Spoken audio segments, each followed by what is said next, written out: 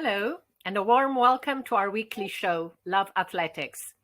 In this program, we bring you the latest highlights from our sport with expert input from different continental areas. We're delighted to have as our guest today Franco Fava, world-class athlete, press officer, and then a highly respected journalist for sports daily Corriere dello Sport.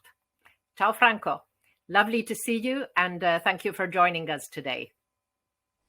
Hi, Hannah. I'm very happy to be with you in your beautiful and splendid program, and thanks so much for your kind invitation. I'm talking to you here from my place, Rome, Italy.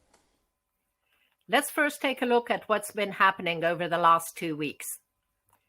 2 World Cross Country Tour gold events took place in Spain. In Amorebieta on 24th October, Eritrea's Awet Habte won the senior men's race by a clear margin from home favorite Wasim Umaiz. Burundi's Francine Niyok Mukunzi edged out Eritrea's Dolci Tesfu in the senior women's race. A week later in Soria, on 31st of October, African athletes took another double. Burundian Rodrigue Quizera, who was 11th in the 219 World Cross, won the men's race ahead of Ugandans Thomas and Joel Ayeko. In the women's race, Kenya's Lucy Muli was first, ahead of Ethiopia's Likina Amebau in the second, and Burundi's Francine Mukunzi, the winner in Omborebieta, who was third. Franco, you excelled on the track and later on the roads, but cross-country has a special place in your heart. Why is the discipline so important for an athlete's preparation, and what makes it so fascinating? Yeah, cross country is wonderful.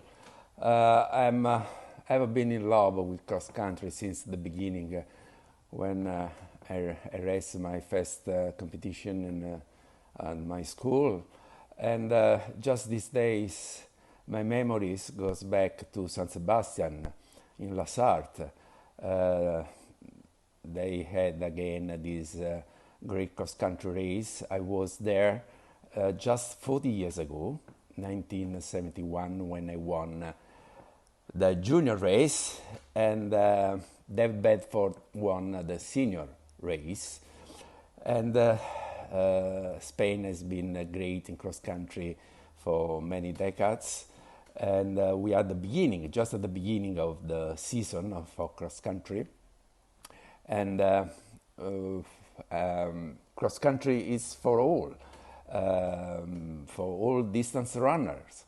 It has been always for all distance runners. Is the best school for runners. And it reminds me when in 1978, if I remember well, 1978, yes, in Limerick, the cross-country World Championship in Limerick, Ireland. I met for the first time Fred Libaud. At that time, he was the organizers of the New York City Marathon. It was just at the beginning for this great marathon. And he came to watch all runners at the cross-country championship because he was inviting cross-country runners to the New York City Marathon. And I got my first invitation to go to run in New York in 78. And it's this special love with cross-country is because you don't care about your timing. You have to adapt your style of race according to different surfaces, and you can learn a lot. Don't forget that in the 70s a lot of middle distance champions like Seb Coe used to run cross country. Steve Ovett used to run cross country. So it's a suitable event for all distance runners. And I wish that the World Championship could go back and to be held every year. Actually, we have World Championship, Cross Country Championship every 2 years, and the next one in Australia has been postponed for 2 times due to the coronavirus.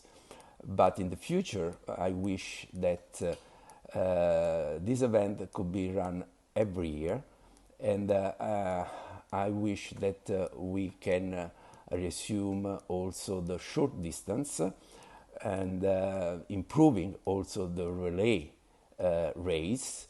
And I remember at the time I used to work for the International Athletic Federation. At that time the president was Primo Nebbiolo. At the beginning of the 90s, he asked me to create and suggest a new formula for cross country.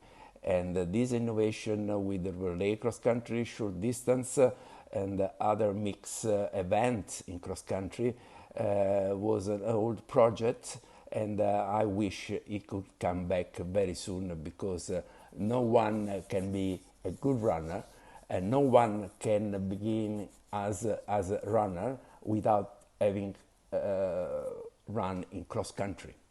And regarding cross country, I would like to add also some consideration. It was very sad that this race, this event, could not take place at the Olympic Games, in Paris in 3 years' time. Because cross country is an event for the future. It's very easy to have it. It can take place in the big city park, not just an hippodrome, not just far away from the major city. And I strongly believe that cross country should go back to the Olympic program in the future, because is the most suitable sport event, and it can be run almost everywhere.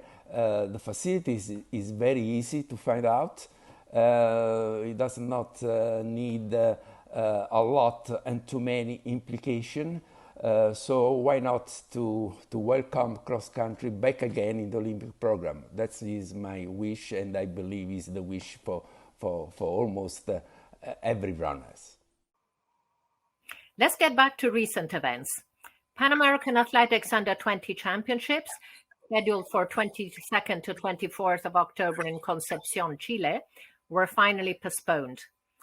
But the focus is now on road races.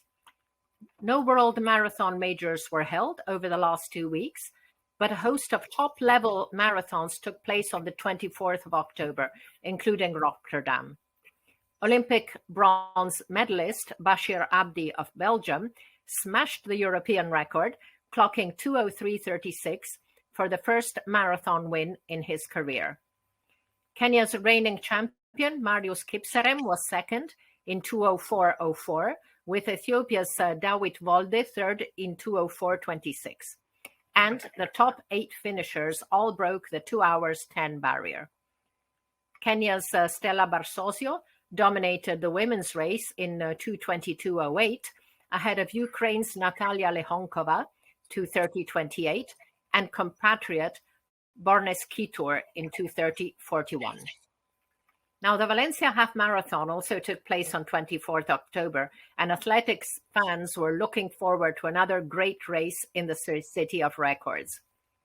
In the men's race, Abel Kipchumba led a Kenyan clean sweep in 58:07, ahead of Ronex Kipruto, 58:09, and Daniel Matejko, 58:26. A record 7 men all broke the 59-minute barrier. The previous best was 6 athletes, also set in Valencia in 2:20. And all-time best times for placings were set at positions 6 to 10.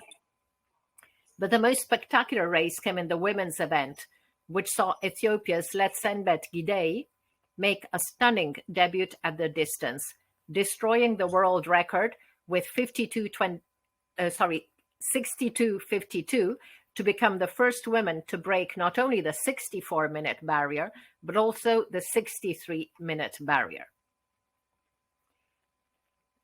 Let's Bet already owned world records on the track over 5 and 10,000 meters, as well as a world best on the road over 15K. But let's look in more detail at her stunning performance.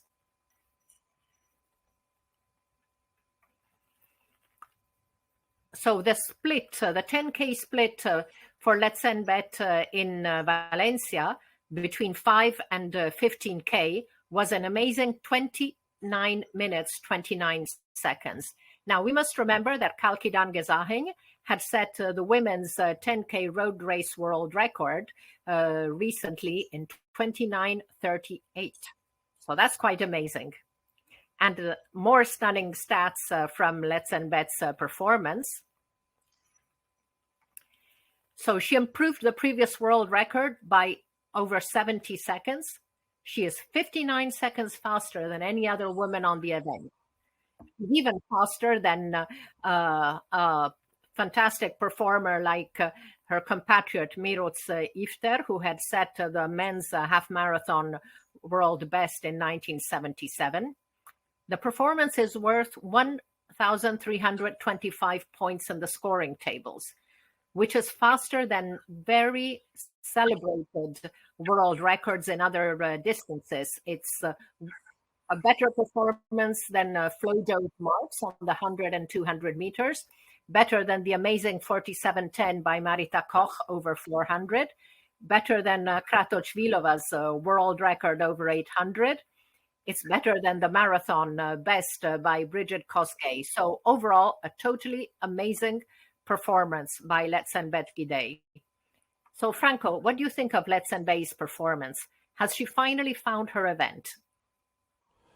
Oh, well, the last world record by Let's Bet Gidey was amazing. What she did in Valencia was really unbelievable.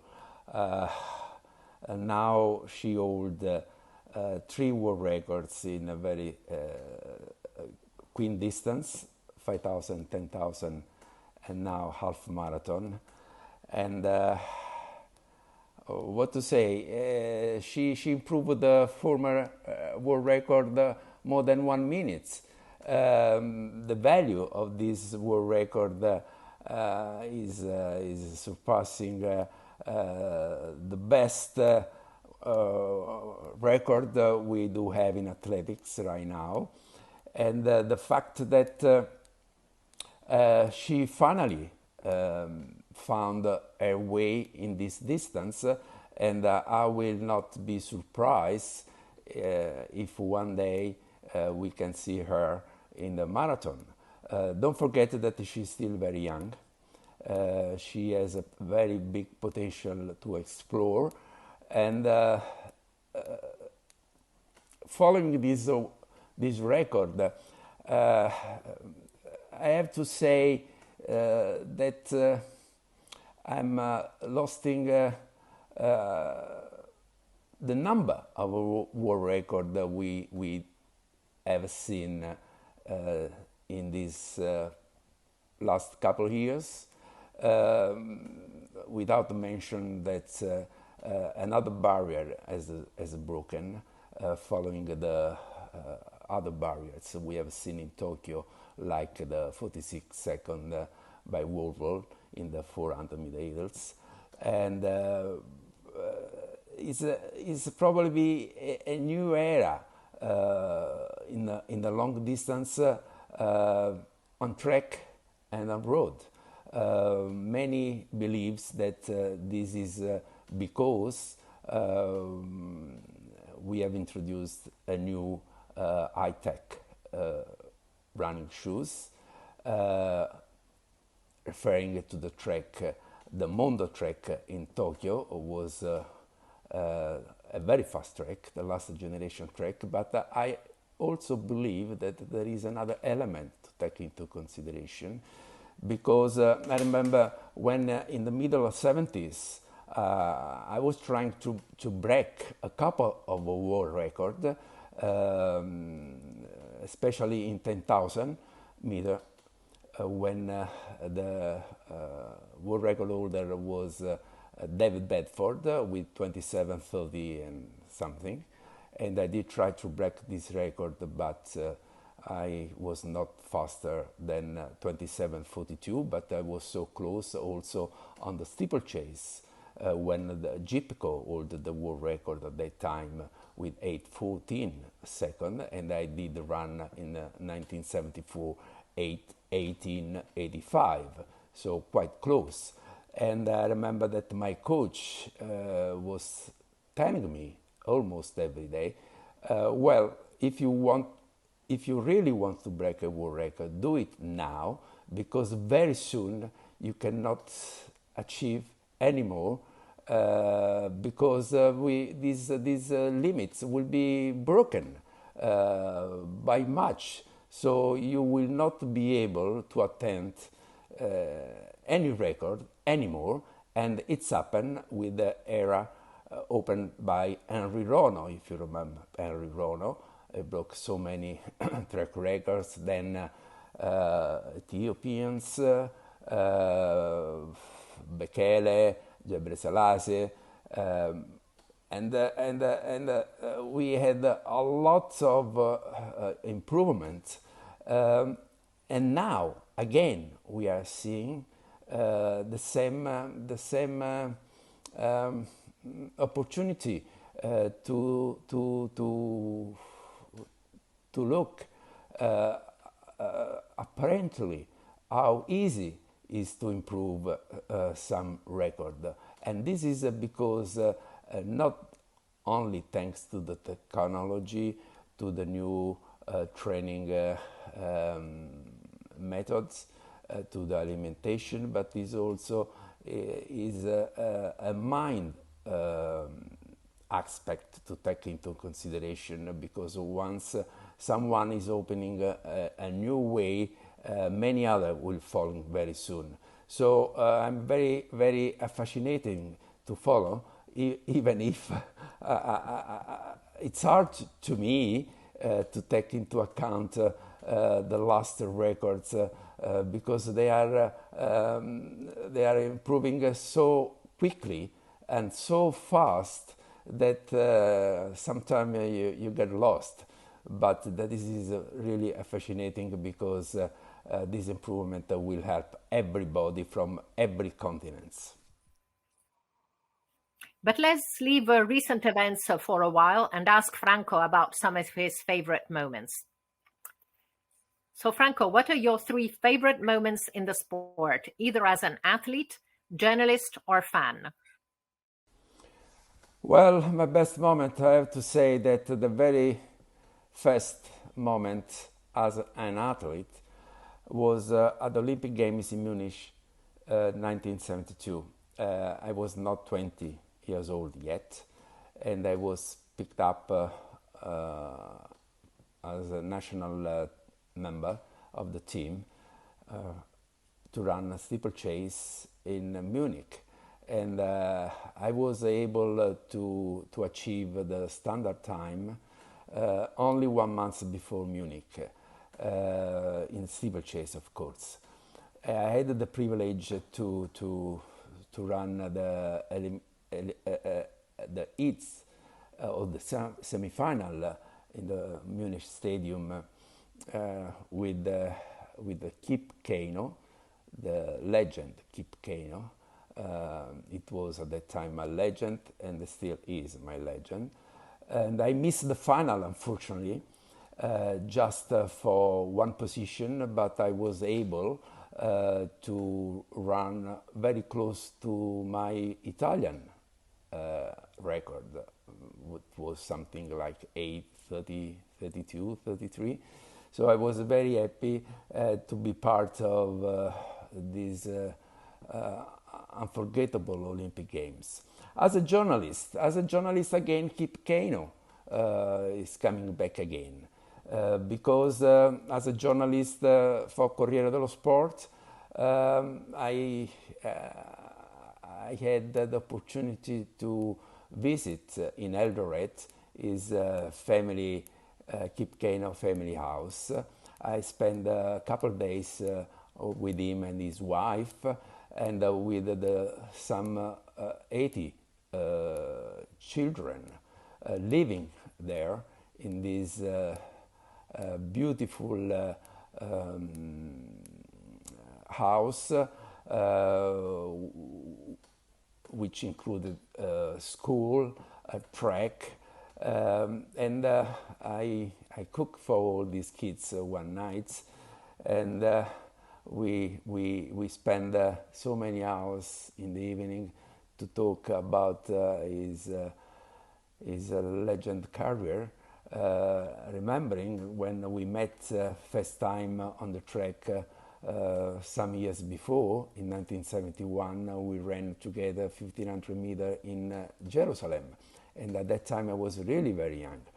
So it was a legend, Kano, and he did explain to me how he was helped to have all these athletic facilities in his Eldoret, and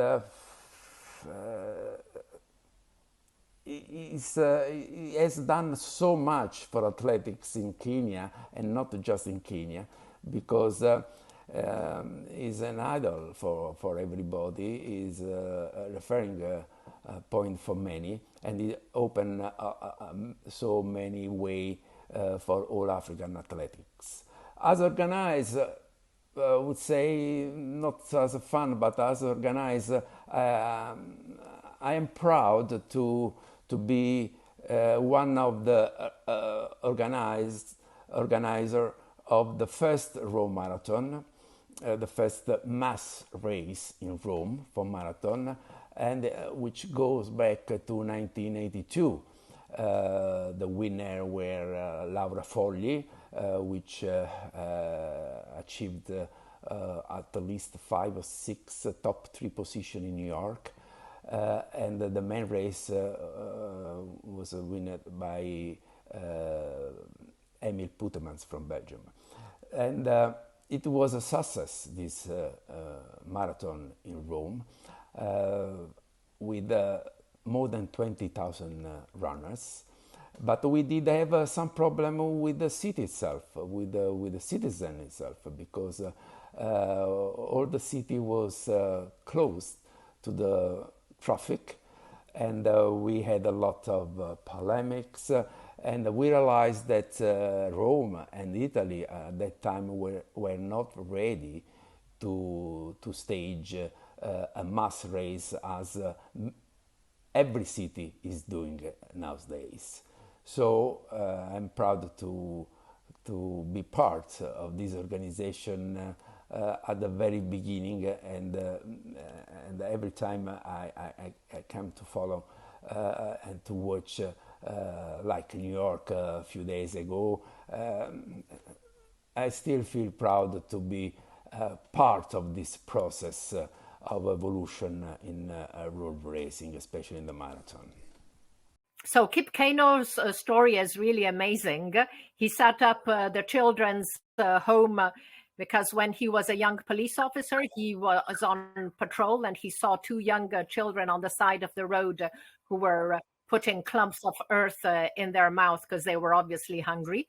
He took them to the police station, thinking this would be the best for them. And the officers told him, well, you can take them home if you want.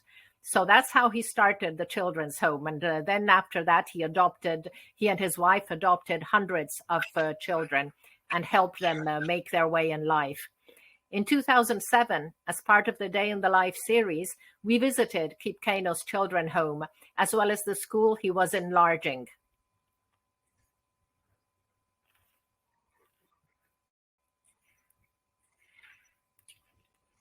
This is the entrance to the children's home.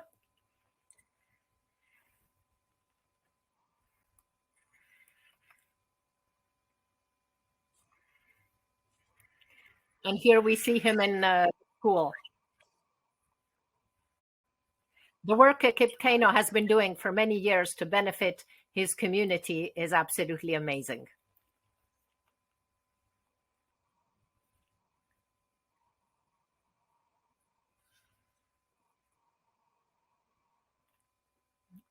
And Franco, what were your three favorite moments of 2021? Anna, it's very easy to mention uh, what are my three favorite moments in this season 2021. At the very first position is for sure the gold medal in Tokyo uh, by the two Italians, Gianmarco Tamberi in high jump and Marcel Jacobs in 100 meters. Both medals came in 7 minutes time on the August the 1st. It was an unbelievable day. I regret not to be in Tokyo to cover for my newspaper Corriere dello Sport these Olympic Games after 12 Olympic Games, 2 as an athlete and 10 as a journalist. I regret not to be in Tokyo because I decided to follow the games from home in Rome due to all the restriction for the COVID-19. And it was a shame because Italy played had such unbelievable results who never happened in the full history of the Olympic Games.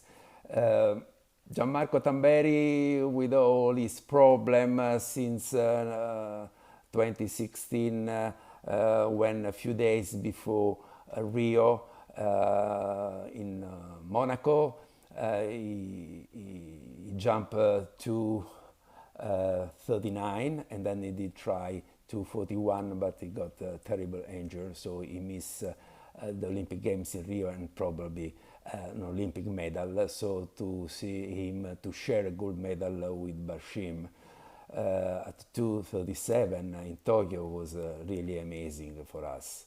And then what to say about Marcel Jacobs, who he arrived in Tokyo almost unknown, not for us because I personally have been following Marcel Jacobs since he was a long jumper with a great talent in long jump, and then he switched to dedicate 100% to the sprint races. And he arrived in Tokyo with a new world record, a new Italian record of 995, which could have been good enough to reach a final. And don't forget that no Italian has ever run a final of 100 meter at the Olympic Games. So our wish and I believe also his hope was to get into the final. But then in the heats he improved again by 100th the Italian record. And then what he did in the semi-final with the 984 when he broke his first European record, and then he won in 980 was an unbelievable moment that we can never forget. Just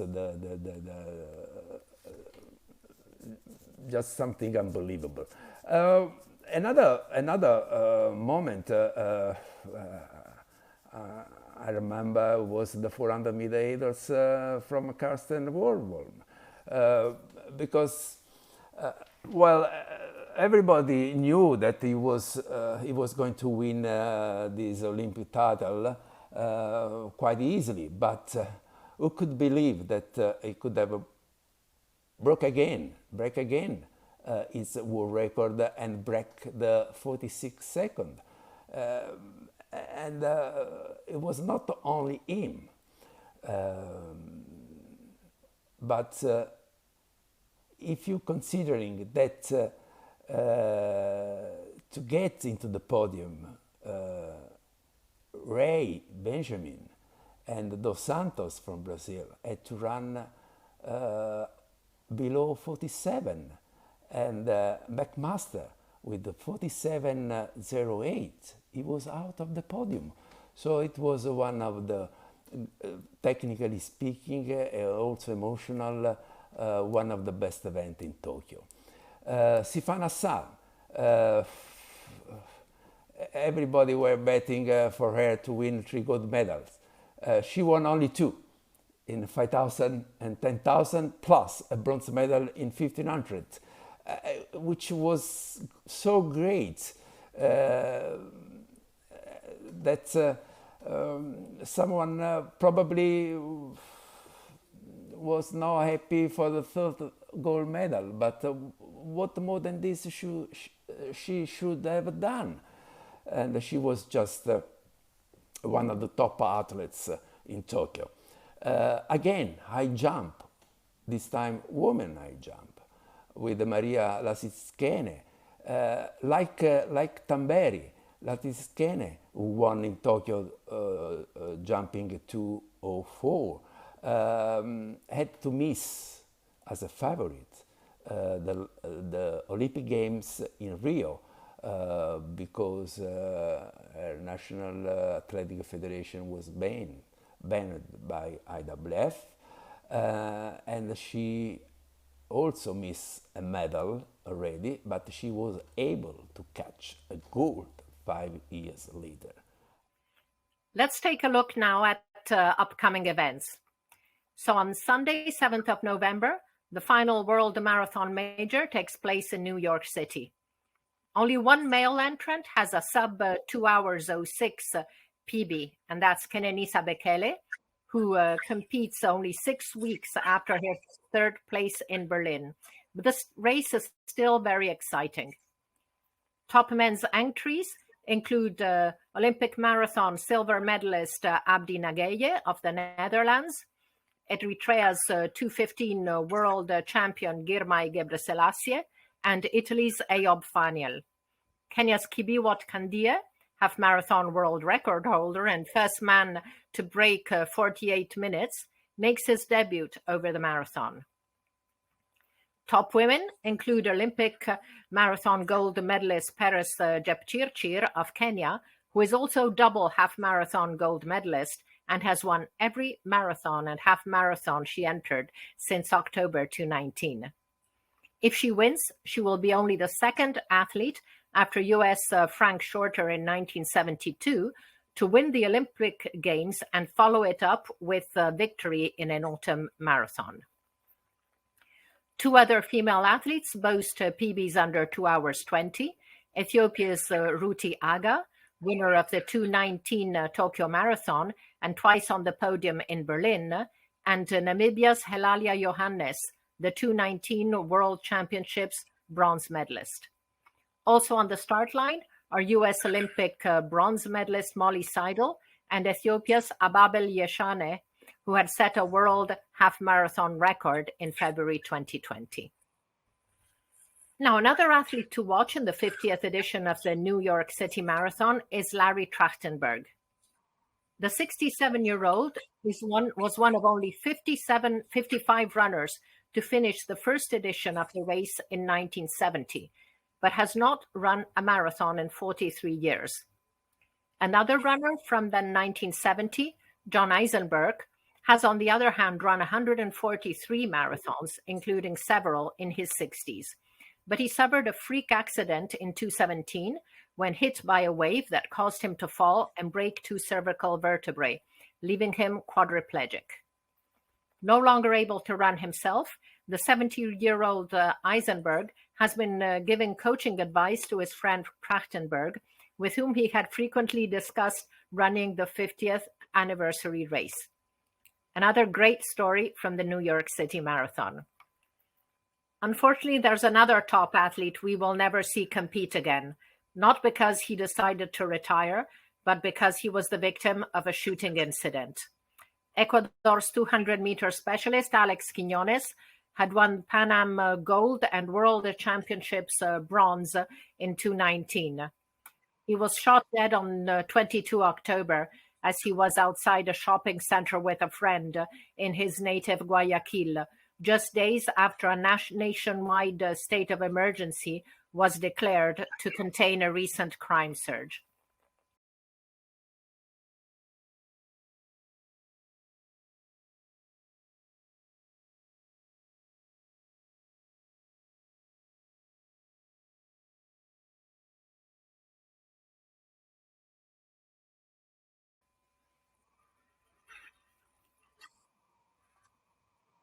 Let's recap what's coming up on the calendar as we reach the end of our show. Top events over the next 2 weeks include road races and cross country. On Sunday, 7th of November, the final marathon major takes place in New York City. The next two World Cross Country Tour Gold events will be held in Spain on November 14th in Atapuerca and on 21st November in Sevilla. Several other events had to be postponed. These include the first World Mountain and Train Running Championships in Chiang Mai, Thailand. Originally scheduled for mid-November 2021, the event was postponed to February 22 and then again to November of next year. So we're now at the end of the show. It was great having Franco with us. Thank you, Anna. I was so happy to be part in your show, and I'm glad for your invitation in this program Love Athletics, and looking forward to meet you again and to talk to all athletics fan around the world. I wish you all the best and good success for all of you. Thank you, Anna. Bye-bye. See you soon on the track or on the road. Franco has so many amazing stories from his time as an athlete, then as a journalist, that we will soon be recording a protagonist behind the scenes show with him. In the meantime, thank you all for watching, and see you in 2 weeks on Love Athletics to look together at the highlights, comments, and analysis of what has been happening in our sport over the last fortnight. Thank you. Bye-bye.